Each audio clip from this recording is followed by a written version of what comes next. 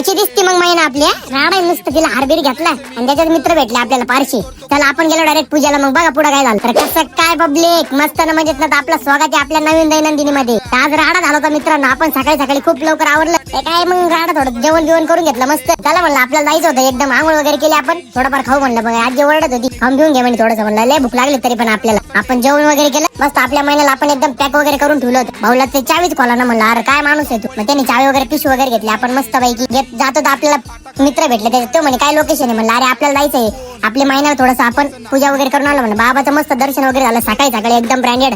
गेलो तिथं तर फुल गर्दीनं आपल्या पुढे मस्त 2 फोर व्हीलर होत्या. त्याच्यात मग पुजारी वगैरे आले त्यांनी आपल्याला स्लिप वगैरे काढायला लावली थोडीशी. आपण पूजा वगैरे करून घेतली. भावाला म्हणलं तुझ्या हाताने कर मला काय झालं तिथं.